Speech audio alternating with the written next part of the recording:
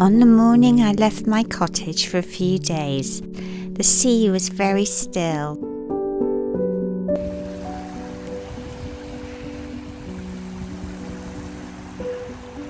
And the lanes were as quiet as they always are. Old stone walls, weathered doors, and cottages that seem to have settled into the landscape over centuries. It's a kind of stillness I've come to know well. But for a little while, I exchanged it for London. Just beyond the busy stretch of Notting Hill Gate, there's a place that feels almost hidden. A small turning, easy to miss, and then quite suddenly it opens into something else entirely. A small village tucked just behind the noise. The houses are painted in the softest shades, pale pinks, butter yellows, mint greens, like rows of sugared almonds in the spring light. They're Victorian, and yet they have something of the feeling of little cottages, close together, companionable. There's a gentleness to them.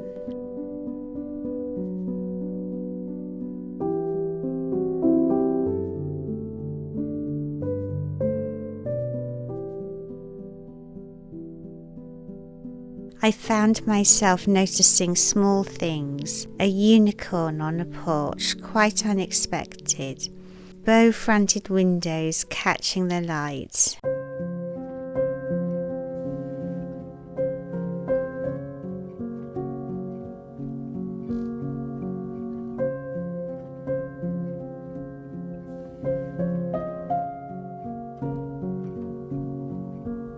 A restaurant just beginning to set out its tables, with a tree above them decked in pink blossom. Everything felt as though it were quietly preparing for London in springtime.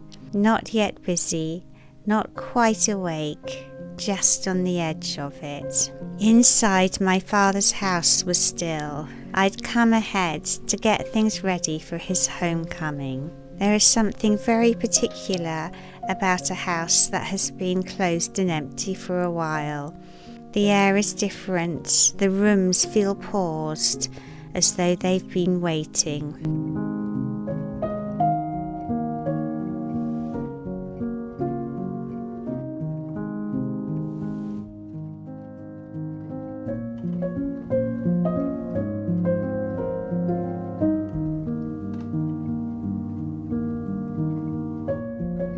So I began slowly, opening the curtains, letting in the lights. From the bedroom window, you can see the end of the street, and beyond it, just a glimpse of the busier road. A reminder that London is there, just beyond, though here it feels held at a distance, almost like a village set apart. I smoothed the bed linen, plumped the pillows, the small ordinary rituals that seem to bring a room back to life. There's a comfort in these things, I think, in putting things in order quietly. For these quiet tasks, I found myself wearing favourite comfort garments, culottes and a blouse that I sewed from late 1930s patterns, and a cardigan knitted from a 1940s pattern.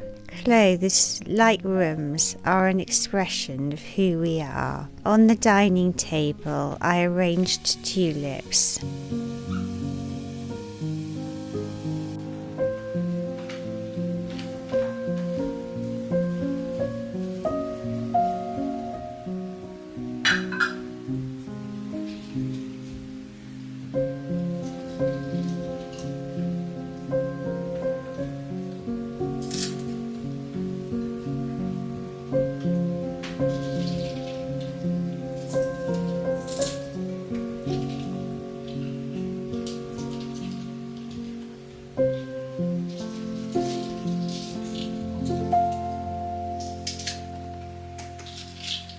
Simple but full of colour, just right for the season, and so cheerful for my father when he comes home from the monochrome of hospital life. I brought with me a dress I'd made from a 1970s pattern in a Liberty print on the beautiful quality Verona wool that they used to make, and which you can now only buy from vintage sellers. There is something about Liberty fabrics. They're like old friends to me.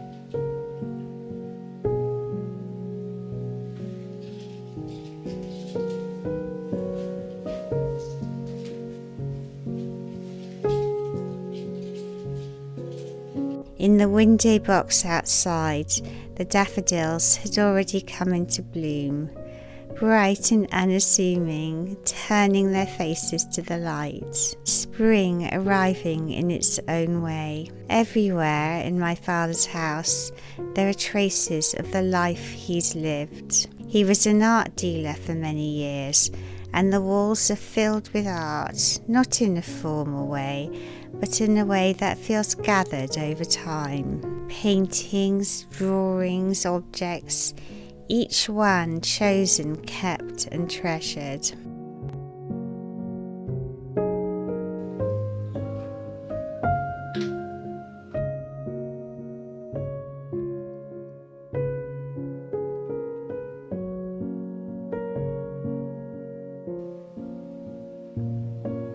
There are lamps shaped like parrots, as my father loves them.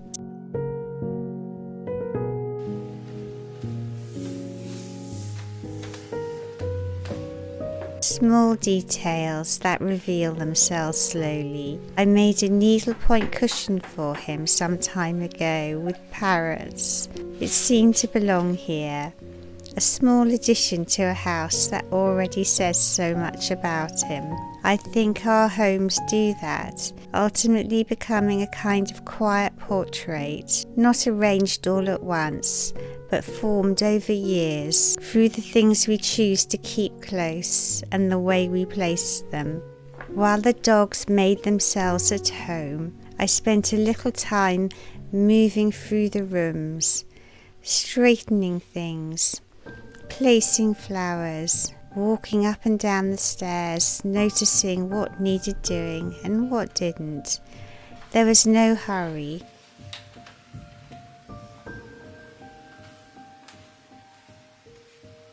Outside, Hillgate Village remained just as it was. Soft colours, blossoms starting to form, tables waiting to be filled. And inside, the house began to feel different, lighter perhaps, as though it were readying itself in its own quiet way. I didn't change very much, only small things, but sometimes that is all it takes. By the end of the day, the rooms felt settled again, the bed fresh, flowers on the table, curtains open to the lights, cushions soft and plumped. And just beyond, at the end of the street, London continued, busy, constant, but just out of sight. While here in this small hidden corner, everything felt still, a house prepared and a place cheerfully waiting.